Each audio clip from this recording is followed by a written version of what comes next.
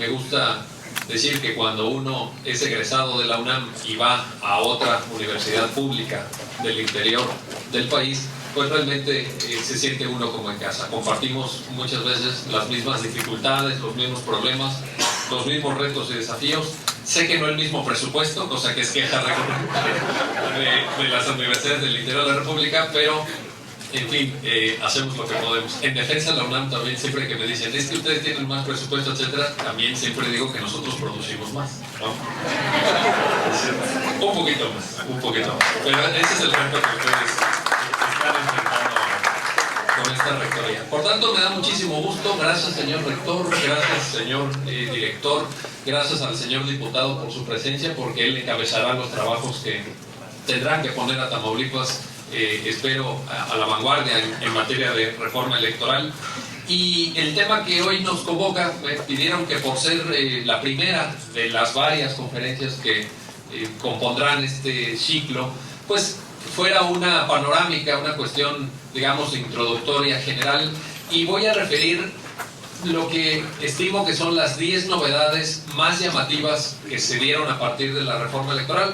Algunas muy obvias y evidentes, otras no tanto, otras que han pasado ahí un poquito, digamos, sin ser tan observadas, y que yo estimo que deberían de generar nuestra atención. Entonces, le podríamos llamar a esto una especie de decálogo de lo que trajo consigo y de lo que comporta y supone la reforma electoral del 2014. Primero de los 10 puntos que voy a compartir el día de hoy con ustedes. Se crea el INE como autoridad nacional en materia electoral. Aquí, como ustedes probablemente recuerdan, porque fue público, estoy comentando algo que formó parte del debate, había dos posturas.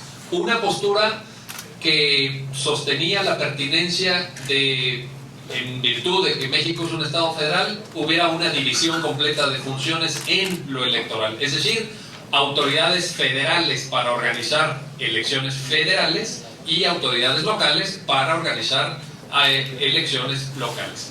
Y otra postura defendida pues fundamentalmente por, bueno, lo puedo decir porque es público, pues por el Partido Acción Nacional y por su presidente Gustavo Madero, que decía que había que caminar hacia la eliminación de todos los órganos electorales locales, tanto por cuanto hacia la administración local, esto es los institutos electorales locales, como por lo que respecta a los tribunales electorales locales. ¿Qué se logró al final del día? ¿Cuál de las dos posturas prevaleció?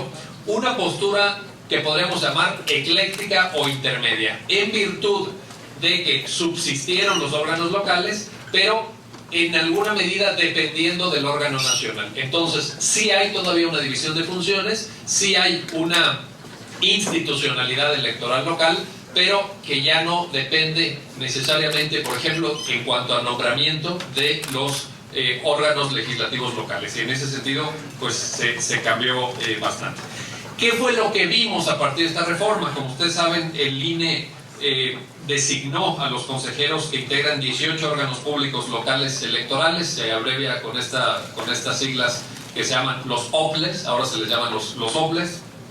Se crea en el seno del INE una unidad técnica de vinculación, que es quien se encarga de mantener el diálogo entre el Instituto Nacional y los órganos locales, y el INE determinó, ya habiéndose integrado y habiendo iniciado sus trabajos, atraer las funciones, y esto es muy importante porque significa que solo el INE va a tener competencia en estas materias, no las entidades federativas.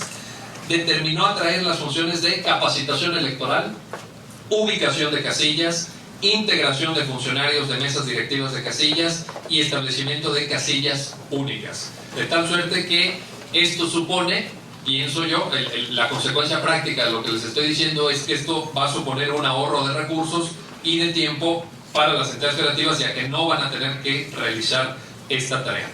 La reforma diseña esta institucionalidad y genera relaciones complejas entre el INE y los órganos públicos de las entidades federativas, porque la legislación electoral que se dicta en seguimiento a la reforma prevé al menos 4 distintos escenarios que son en alguna medida nuevos. Por ejemplo, primer escenario: de acuerdo con la legislación electoral, el INE puede asumir de forma completa las tareas electorales cuando se acrediten factores que demuestren que se afectó la paz pública en alguna entidad federativa. Es decir, que no hay condiciones para que el órgano de la entidad federativa lleve a cabo su función. Y entonces, ¿qué pasa con el INE? Por usar un símil, ya que estamos en la Facultad de Derecho, por usar un símil jurisdiccional, ejerce una facultad de atracción, lo saca del ámbito local y entonces el INE asume en su totalidad la organización. Esto con determinados supuestos, no nada más así porque quieran, pero la ley contempla esta asunción total.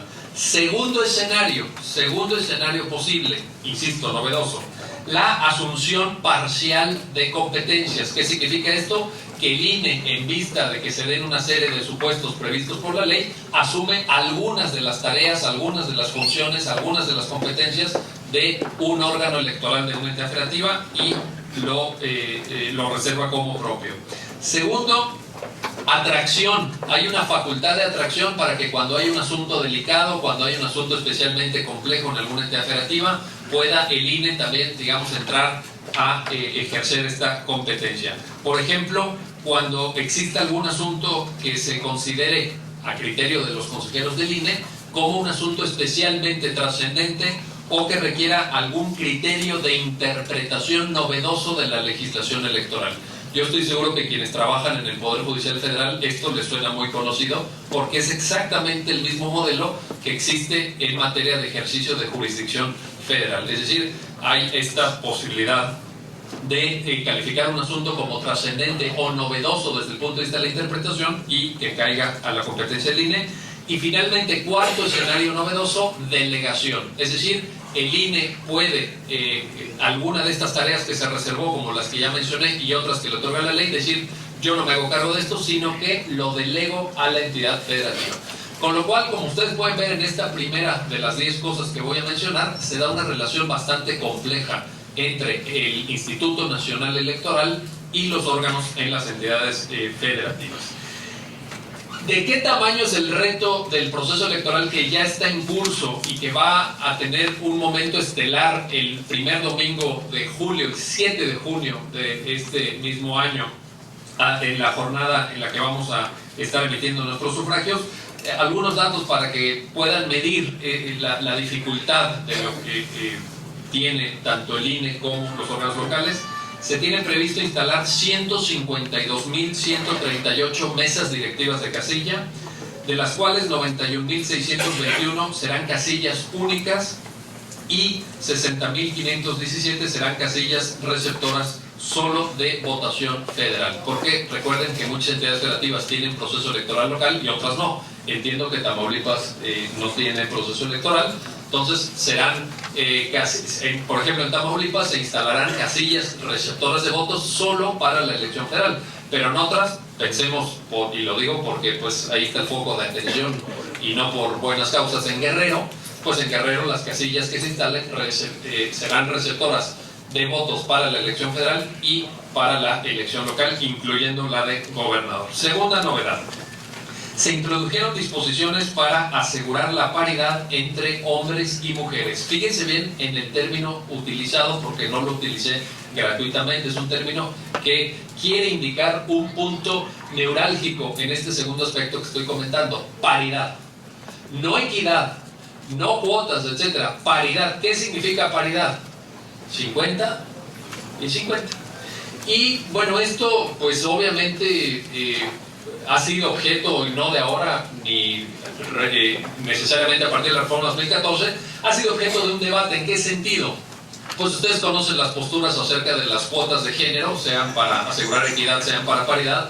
Pues hay gente que dice que nada les impide a las mujeres competir en igualdad de condiciones que los hombres, que por qué necesitan que la ley diga que la mitad de cargos o de candidaturas tienen que estar aseguradas para mujeres. Hay quien dice que es imposible competir en igualdad de circunstancias en una sociedad profundamente machista, en donde las mujeres todavía están sometidas a una serie de exigencias que los hombres no tienen. Hay un debate abierto. Yo les quiero decir que en el material que yo he podido revisar de derecho comparado y de práctica política de otros países, las cuotas no solamente están, desde mi punto de vista, plenamente justificadas, sino que además sirven. Es decir, sí es muy importante para fortalecer un régimen democrático que cada vez más mujeres estén en el ejercicio de la política. Ahora, esto naturalmente a quienes no les gusta, porque habrá gente que salga perdiendo, ¿sí o no? ¿A quienes no les va a gustar? Pues a los compañeros varones que pierden la oportunidad de estar ahí cómodamente instalados, ¿verdad? Con el 90% de las candidaturas. Bueno, pues obviamente se afectan. Hay gente que dice, pero ¿qué aseguras con que lleguen más mujeres? ¿Qué pasa cuando lleguen más mujeres? ¿A poco todas las mujeres que llegan son buenas o saben mucho o son grandes políticas? No, pero tampoco los hombres, ¿o sí? ¿O a poco todos los hombres que llegan son grandes políticos o saben mucho? Tampoco asegura, ¿verdad? Entonces, insisto, tanto por la evidencia de derecho comparado como de política comparada, y además es un mandato de la ONU. En tratados internacionales que México ha firmado se obliga precisamente a incrementar la presencia de mujeres en cargos públicos representativos, y esto creo que es muy importante. De hecho, el propio INE, al nombrar a quienes integraron los OPLES, estos 18 OPLES que ya fueron nombrados en cuanto a su integración, fue muy cuidadoso de observar una cuota. Fíjense el dato, se los traigo. En total se nombraron 126 consejeros, de los cuales 66 fueron mujeres y 60 fueron hombres. De tal forma que incluso la propia autoridad electoral, pues de alguna manera le puso el ejemplo o dio el primer paso de forma significativa para cumplir con el mandato de la ley, y obviamente los partidos políticos no se pueden quedar atrás. Tercera novedad. Se expidió, como todos ustedes saben, dentro del paquete legislativo, porque ciertamente, ya lo dijo el diputado, ciertamente se trata de un conjunto de novedades legislativas. Una de ellas fue la Ley General de Partidos Políticos, que creó una cosa, pues esta es una de ellas, de las que yo decía que ha pasado un tanto desapercibida, y a mí me parece que es una de las novedades absolutamente clave para entender la reforma 2014. Me refiero a que esta Ley General de Partidos Políticos obliga a que se cree un sistema de contabilidad en línea centralizado que tendrá el INE a su cargo, para permitir un ejercicio de fiscalización de gasto que sea absolutamente expedito. Para esto el INE, ordena la ley, se tendrá que coordinar con el SAT, la Secretaría de Hacienda y Crédito Público y el Banco de México para su implementación, ya que antes de la reforma pues no existía el soporte informático para poder llevarlo a cabo. Para que se den una idea, se calcula que para el proceso electoral 2014-2015 el INE deberá revisar 76,000 informes de partidos políticos, informes de gasto, por supuesto, más un número indeterminado de informes de aspirantes a candidatos independientes y de candidatos independientes. ¿Por qué digo aspirantes a candidatos independientes y candidatos? Porque también para las candidaturas independientes hay un proceso de ellos tienen que recabar firmas, lo voy a comentar más adelante. Ahí se dan algunos gastos que también se tienen que reportar a la autoridad electoral. ¿Por qué este tercer punto les digo que es clave? Por una razón. Por primera vez en la historia de los procesos electorales de México se introdujo como causa de nulidad de una elección el rebase de los topes de gastos de campaña. Esto no existe. ¿Qué pasaba si se excedían? Bueno, se le ponía una multa, ¿no? Y pues multas a veces muy cuantiosas. Hemos visto procesos sancionatorios pues muy conocidos como, bueno, no voy a mencionar nombres porque no quiero herir sensibilidades, sé que aquí hay, para no ofender a nadie, ¿verdad? Tendría yo que mencionar tantos que pues mejor me abstengo para que no se me olvide alguno, porque pues ya lo decía el señor rector, las trampas han sido abundantes en los últimos años, ¿verdad? Pero ahora las reglas cambiaron, es decir, rebasas el tope de campaña, la elección puede ser anulada. ¿Pero qué necesitamos para ello? Saberlo a tiempo. Con las reglas anteriores no lo sabíamos a tiempo. Salían los informes financieros muchos meses después, cuando el funcionario en cuestión pues ya había tomado posesión del cargo, ya llevaba un año en el cargo y todo, pues ni modo que le dijeran, oiga, pues usted ya no, ¿verdad? Regrese todo lo que hizo. No era posible. Entonces, esta es una gran novedad que pudiera, a lo mejor dicen ustedes que soy muy ingenuo, a lo mejor estoy pecando un tanto de iluso, pero pienso yo que al menos en el planteamiento normativo, esto pudiera inhibir los excesos clamorosos las violaciones flagrantes que hemos visto en cuanto al financiamiento. Y hay testimonios, pues, en el ámbito de lo periodístico que nos deberían de llamar a escándalo, a escándalo. Una columna de Héctor Aguilar Camín en Milenio narraba cómo hay empresarios que cuentan cuánto tienen que poner para una campaña a una gubernatura, por ejemplo, para una campaña a una diputación, etcétera, y uno lo compara con las cifras que autoriza el INE para gasto de campaña y no tiene nada que ver. Es decir, estamos hablando de una dimensión, vaya, y cité la fuente, Aguilar Camín en Milenio, búsquenlo de la Mediateca, estaba hablando de que una campaña para gobernador puede llegar a costar 700 millones de pesos. ¿Quién los pone? ¿Cómo se gastan? ¿Cómo se fiscalizan? Etcétera. Es uno de los grandes misterios, otro más de la política mexicana. Cuarta novedad. La reforma introduce, pues esto también generó en su momento debate y tenemos que estar atentos, la figura de los candidatos independientes. Aquí la ley señala que el INE tendrá la atribución de regular y fiscalizar a los aspirantes a candidatos independientes y a quienes efectivamente cumplan con los requisitos para convertirse en candidatos independientes. Ahora, los requisitos que la ley establece para estas candidaturas independientes, pues ciertamente no son menores. Uno podría pensar que, pues, bueno, aquí sí no caben ingenuidades. Los partidos políticos se vieron obligados por las demandas ciudadanas a abrir las candidaturas independientes, pero así que ellos quisieran más competencia, pues ellos no.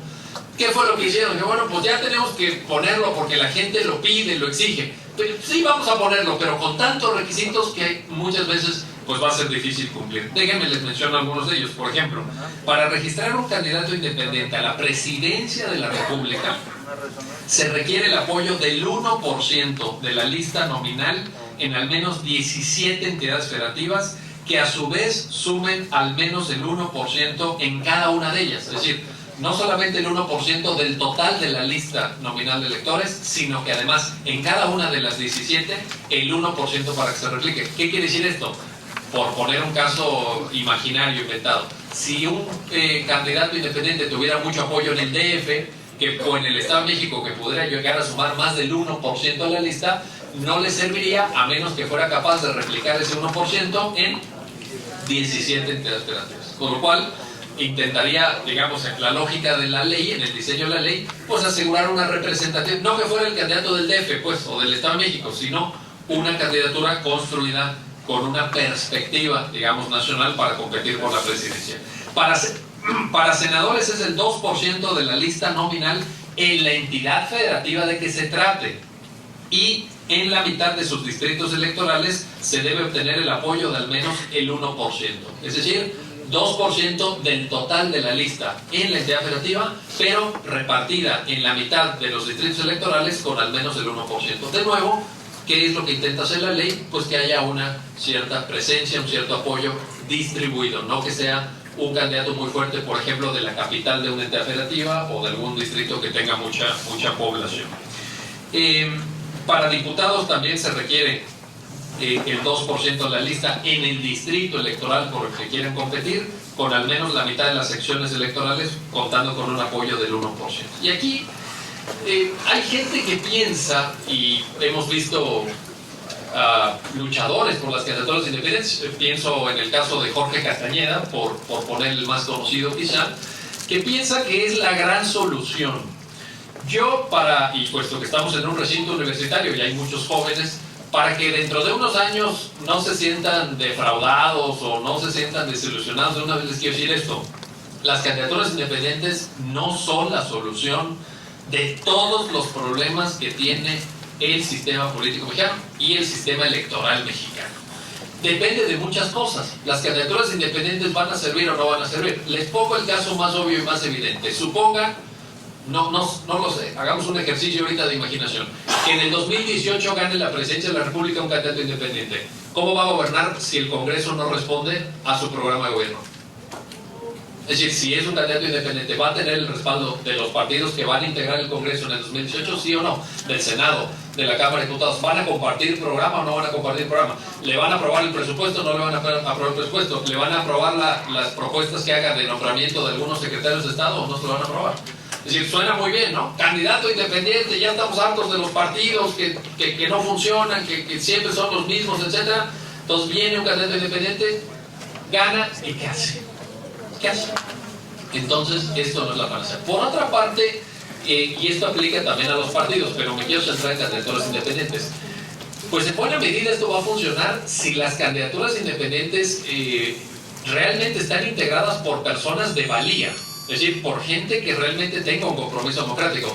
Si las candidaturas independientes van a ser aprovechadas por grupos de interés que están por fuera del conjunto de los partidos, y pueden ser grupos de narcotráfico, lo digo con todas sus letras, o grupos empresariales, por ejemplo, si van a ser aprovechadas las candidaturas independientes por estrellas mediáticas, ¿no? Ah, porque el actor tal se aburre haciendo teatro y de repente va a hacer teatro pero a la cámara, ¿no?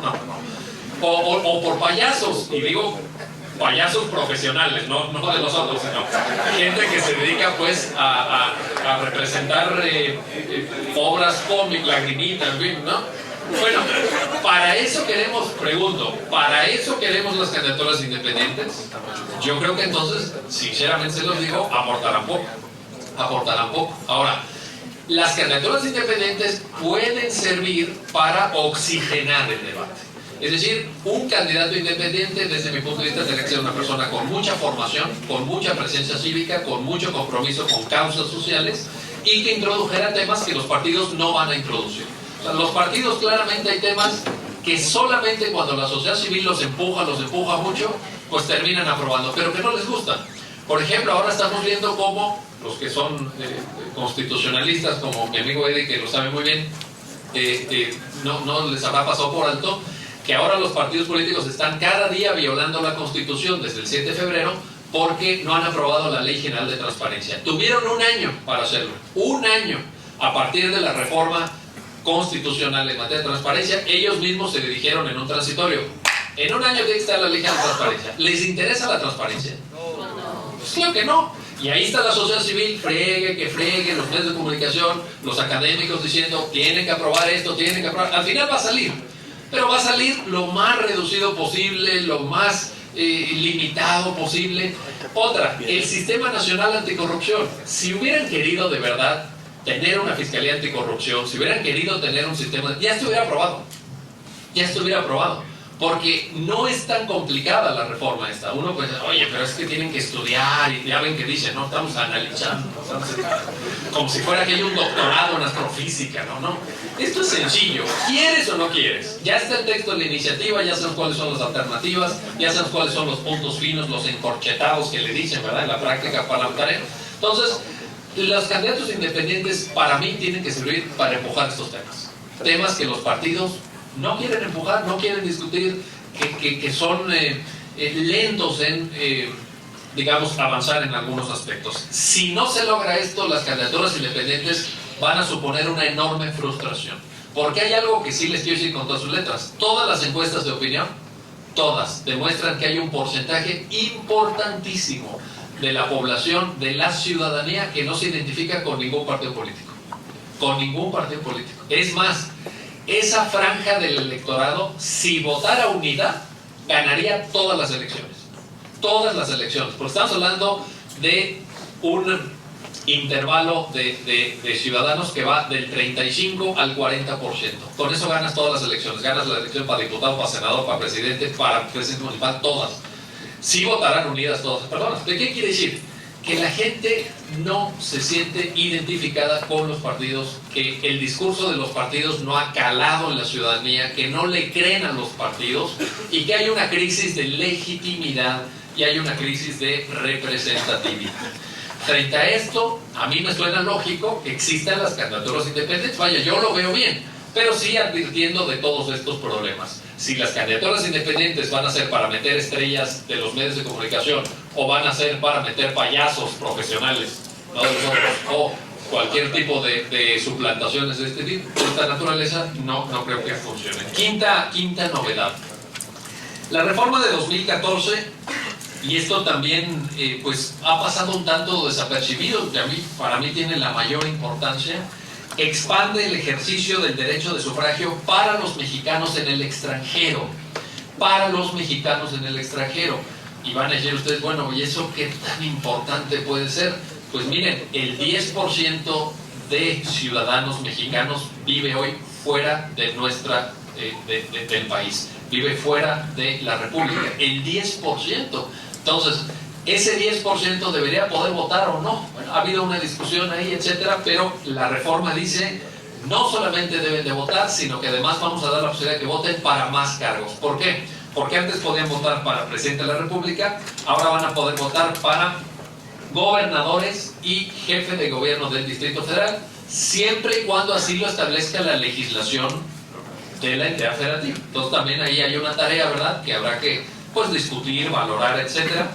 Pero ciertamente en el proceso electoral que está en curso, 2014-2015, el INE tiene la tarea de credencializar a los mexicanos en el extranjero, y en este sentido se eligió por parte del propio INE iniciar en 6 países. Van a ser 6 los que en este año inicien su proceso de credencialización a través de 36 diferentes sedes diplomáticas, tanto embajadas como consulados.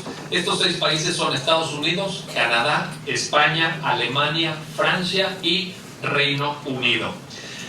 Obviamente, el mayor número de posibles votantes está en Estados Unidos, 98% del total. El INE estimó un total de 12 millones de mexicanos en edad de votar que podrían estar ejerciendo este derecho. En segundo lugar está Canadá, pero fíjense, de los 12 millones de Estados Unidos, luego Canadá baja a 96,000, estimado que podría representar el universo de posibles votantes. Y en tercer lugar, España con 52,000 posibles ciudadanos que pudieran obtener la credencial para votar y ejercer su derecho de voto.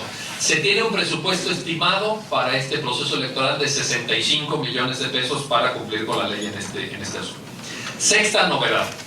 Se introduce se introduce la figura en esta reforma de la consulta popular.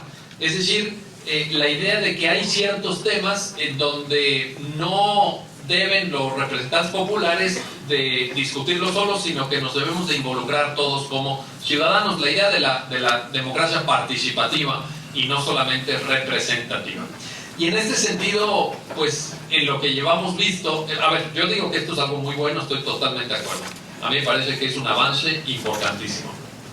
Sin embargo, pues se recibieron 4 solicitudes de consulta y todas fueron declaradas improcedentes por la Suprema Corte de Justicia de la Nación por diversas razones, pero ninguna pudo transitar por el criterio de las ministras y ministros de nuestro máximo tribunal, de tal suerte que en la boleta o en el conjunto de boletas pues del 7 de junio no veremos ninguna consulta popular. ¿Qué habían pedido los partidos políticos que se consultara a la ciudadanía? Una solicitud fue en materia de reforma constitucional sobre la energía. Querían revertir, bueno, o en su caso apoyar, si la reforma constitucional en materia energética era procedente o no. Segunda solicitud, una sobre otorgamiento de contratos o concesiones para la explotación de petróleo, gas, refinación petroquímica e industria eléctrica. Se quería preguntar si la ciudadanía estaba de acuerdo o no en que participaran en todos estos sectores estratégicos de la economía nacional y particulares. Si estas actividades tenían que ser conducidas solamente por el Estado, por las instituciones públicas del Estado mexicano o también a través de particulares. Tercera solicitud, una sobre revisión del salario mínimo para ponerlo al parejo de la línea de bienestar familiar que fija el Coneval, Consejo Nacional para Evaluación de la Política Social. Era una forma encubierta quizá de preguntarle al ciudadano si quería que subieran el salario mínimo. Esta tenía muchas posibilidades de ganar, ¿no? Seguramente la mayor parte hubiera dicho que sí. Y finalmente una solicitud de consulta para eliminar 100 de las 200 diputaciones federales plurinominales, es decir, bajar el número de plurinominales y eliminar las 32 senadurías que existen también por la vía plurinominal previstas hoy en día por la Constitución. Esas eran las 4 consultas, quedaron, repito, sin tener el aval de la Suprema Corte y por tanto no procedieron. Toda consulta debe estar respaldada, ojo con este dato porque esto es muy importante, no es que cualquier cosa se vaya a consultar y se vaya a preguntar. Toda consulta debe estar respaldada por el 2% de los ciudadanos inscritos en la lista nominal de electores. Cuando se emite la ley general de consulta pública y se fija la fecha de marzo de 2014 como fecha, digamos, de cierre para ver el universo que podría cumplir el 2%, estaban inscritos en esta lista nominal de electores 77.075.136 electores, por lo cual el 2% correspondía a la firma de 1.541.503 ciudadanos y ciudadanas. 1,5 millones de firmas identificadas, porque no nomás firmas aquí de que a ver, firman, no, respaldadas con documentos, etcétera, no es una cosa menor. Estamos hablando de un número muy significativo de ciudadanos que tendrán que cumplir para poder solicitar la consulta. Aquí hay nada más 2 cosas para cerrar este punto que me interesa comentar con ustedes. Primero, no debemos equivocarnos en cuanto a que la consulta no puede servir, no sirve, ni puede servir, aunque hay un debate ahí porque el artículo 35 no lo menciona expresamente y todos los partidos se fueron con la finta, por eso les dije cuáles fueron los temas que solicitaron la consulta. La consulta no puede servir para reformar la Constitución, punto. No puede servir para reformar la Constitución. La Constitución tiene una vía específica prevista para ser reformada. ¿Quién aprueba una reforma constitucional? El Congreso de la Unión por 2/3 partes y la mayoría de las legislaturas en cada una de las entidades del punto. Esa es la vía. La consulta no sirve. Por eso cuando, por ejemplo, lo de la consulta en materia energética lo propuso el PRD, pues no procedía. Lo de la consulta sobre si pueden particulares participar en exploración, refinación petroquímica, etcétera, tampoco procedía. Lo propuso Morena, porque ya tenía registro. O cuando el PRI propone reducir plurinominal, también requiere reformar la Constitución. Entonces, para eso la consulta no sirve. Algunos compañeros constitucionalistas dicen, bueno, pero el 35 no lo niega expresamente.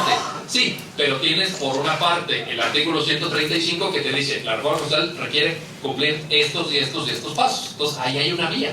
En esto no nos confundamos. Y el otro límite bien interesante es que la reforma no puede tratar de temas que tengan que ver con los ingresos del Estado, es decir, con el dinero. ¿Por qué?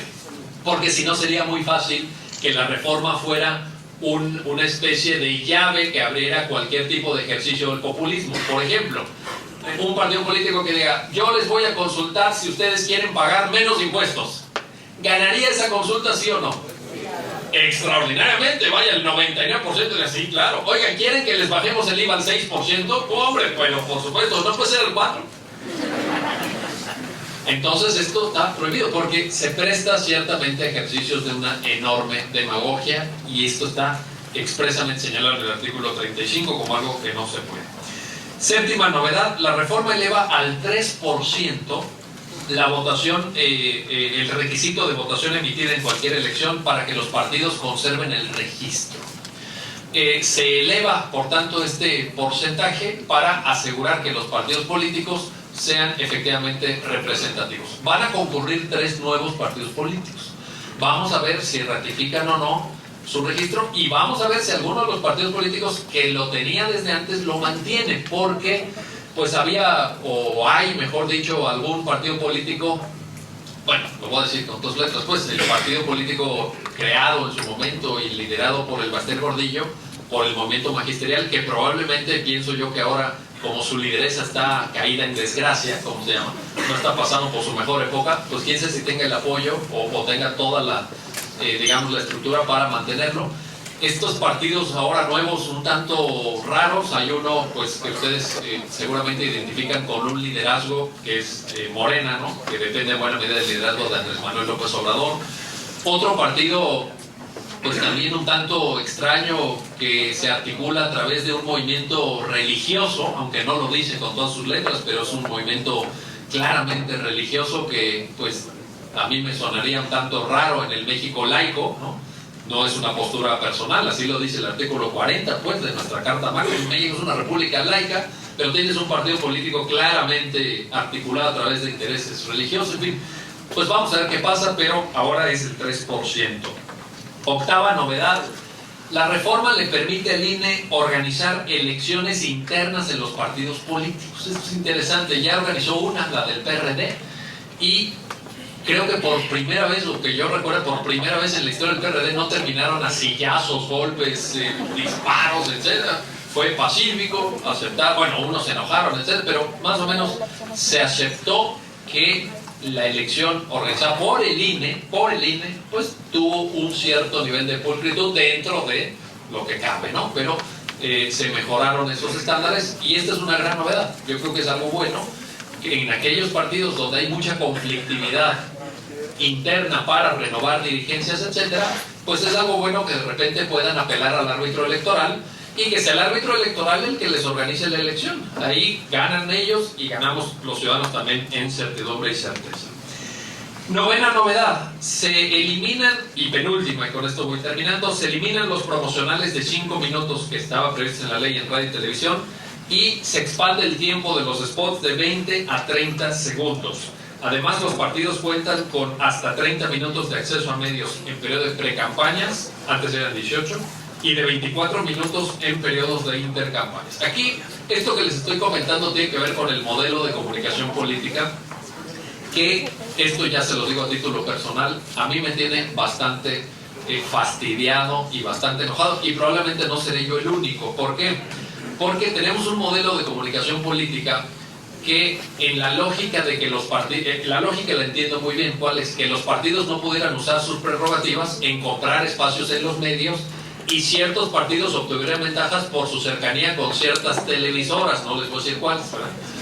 Para que no haya sensibilidad, como pasó durante muchos años. Entonces la legislación dice: no, aquí nadie puede comprar, nadie va a ir con Televisa a China, nadie va a comprar, y le van a hacer un precio especial y un descuento, y le van a hacer el combo que se llamaba, como cuando vas al cine y te venden el combo del hot dog y las palomitas. No, va a ser la autoridad la que reparta los espacios conforme a la votación obtenida con una secretaría. Bueno, todo eso está muy bien. ¿Cuál es el problema? Que hemos llegado a un punto en donde nosotros como ciudadanos vamos a tener que soportar, porque pues, no hay otra palabra, no encuentro otra palabra, 24 millones de spots, contando pre-campaña, intercampaña, campaña. 24 millones de spots. Ahora, ¿qué pasa con los spots? Imagínense, y esto no es culpa necesariamente de los partidos o de los candidatos, aunque ellos fueron quienes aprobaron esto, pero imagínense que a cualquiera de ustedes, yo les digo que en 30 segundos me hablen del principal problema de Ciudad Victoria o del principal problema de Tamaulipas. En 30 segundos. ¿Quién es capaz de hacerlo? A ver, seguridad pública. Denme la gran solución para Tamaulipas para combatir la inseguridad en 30 segundos. Listo. ¿Quién empieza? ¿Qué es lo que me parece a mí? Que no sería nadie capaz. ¿Qué pasa? ¿Qué vendes en 30 segundos? ¿Qué puedes transmitir en 30 segundos? ¿Una propuesta de política educativa? ¿Una propuesta de política en materia de infraestructura? ¿De combate a la inseguridad? En 30 segundos lo que vas a terminar vendiendo, y es lo que hemos visto, es un jingle, es decir, musiquita, naranja, ¿se acuerdan? No. O frases completamente huecas. Nosotros somos el partido que procura el bienestar para tu familia, nosotros somos el partido que claro que sí podemos, nosotros somos el partido de los deseos cumplidos de todos los mexicanos. Frases completamente huecas, y luego vendes imagen. Entonces estamos en un problema. ¿Por qué? ¿Qué genera la llamada república del spot? Pues que ganen los que mejor imagen tienen.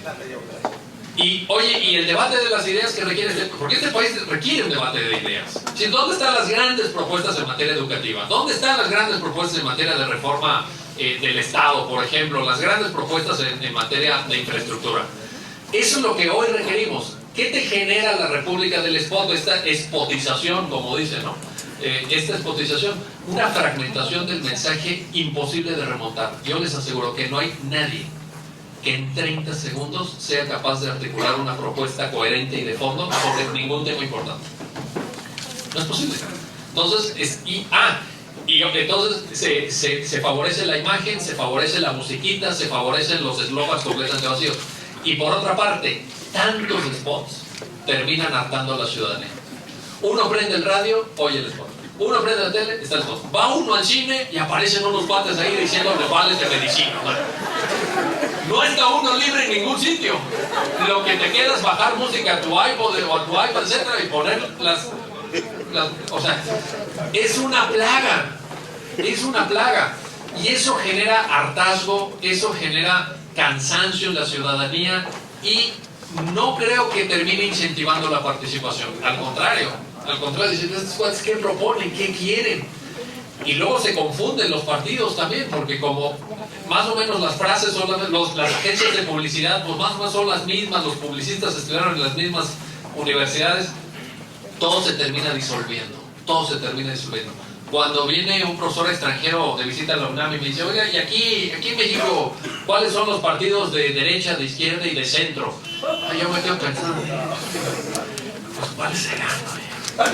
No, uno dice, pues a lo mejor, pues de izquierda, pues a lo mejor el PRD, ¿verdad? Pero luego uno dice, pero ¿cómo, por qué? ¿No? O sea, y de derecha el PAN, pero ¿por qué no? Y el PRI, ¿dónde está? Pues el PRI está en todos lados, ¿no? Es una cosa, no, de veras, entonces es una cosa muy, muy rara.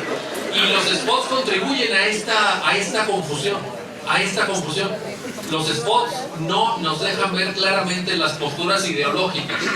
¿En qué se define una ideología partidista?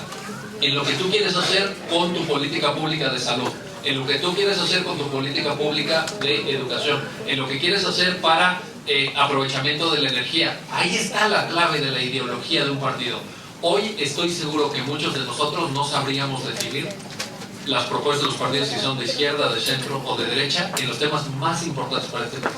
Por ejemplo, ¿hay en México una propuesta desde la izquierda de calidad educativa hoy? ¿Alguien me la puede decir? ¿Alguien me la puede plasmar? Una propuesta así coherente para que, por ejemplo, al señor rector le va a gustar mucho esto, fíjense, para que, por ejemplo, llegue un partido y diga, en 6 años, yo con estas propuestas voy a lograr que una universidad mexicana o 2 estén dentro de las 100 primeras del mundo. ¿Han escuchado esas propuestas ustedes? ¿De algún partido? ¿De la izquierda? ¿De la derecha? ¿Del centro? ¿Quién sabe usted del centro? Pero del centro. Sí. Y ahí está el problema. Y les podría hablar de muchos temas. Bueno, décima y última. La composición geográfica de México es muy particular.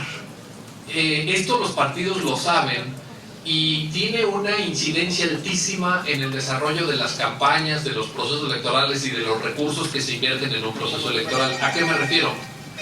1 de cada 4 mexicanos vivimos en el centro del país, en 3 o 4 entidades federativas. Eso concentra un mayor porcentaje de la población.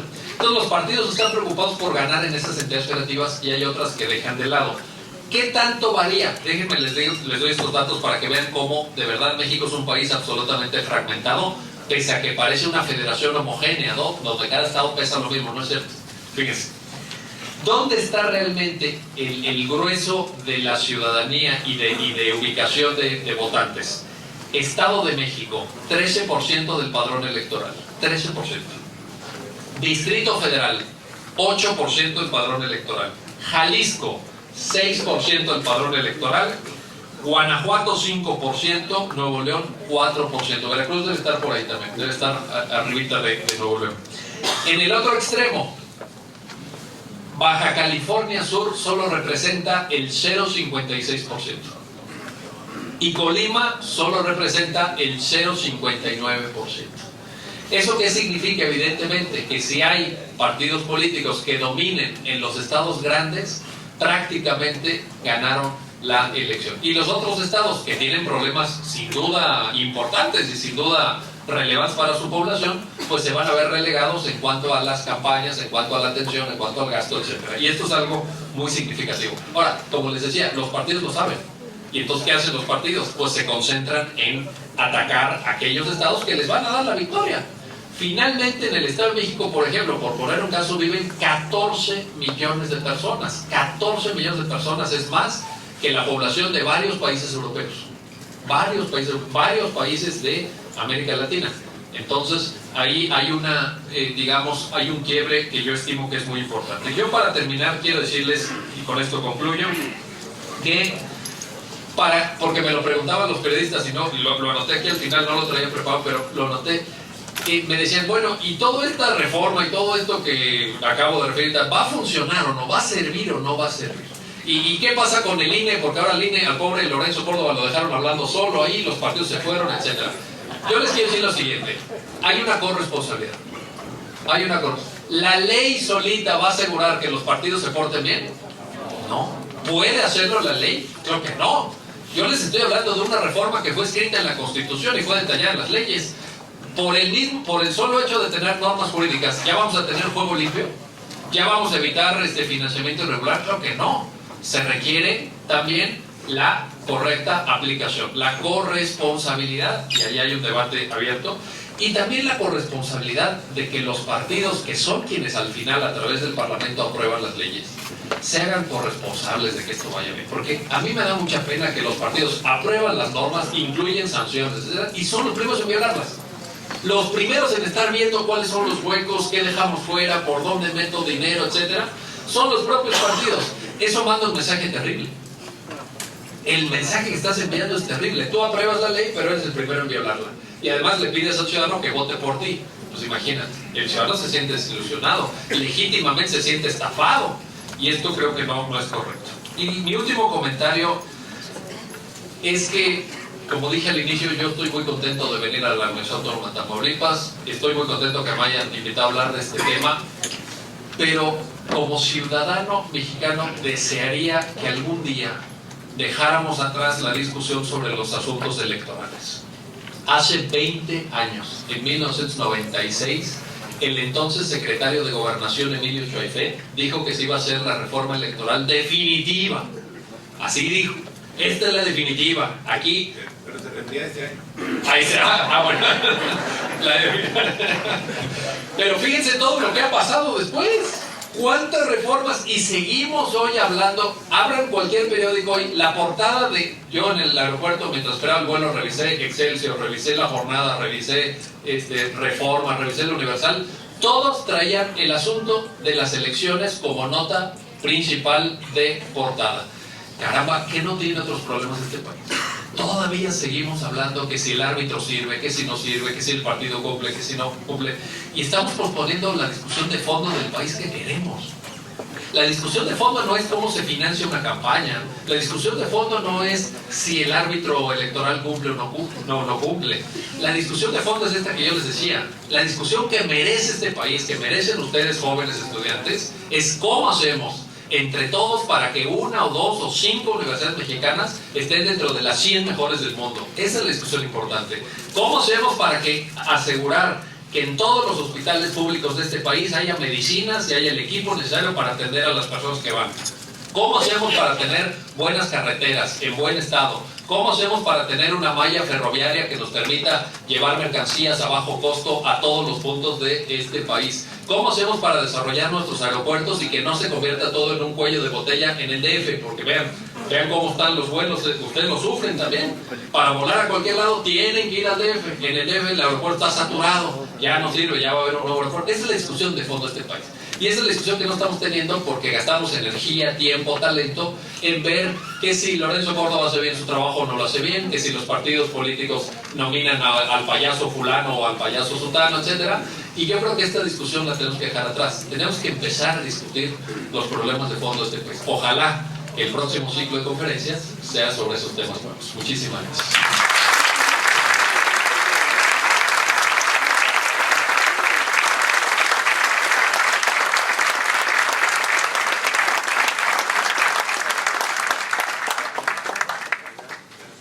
Tenemos un tiempo para preguntas y respuestas de nuestro conferencista. Pediría si alguien tiene alguna pregunta al doctor Miguel Carbonell. Están por ahí algunos micrófonos por sus laterales. Comenté hace rato que durante 12 años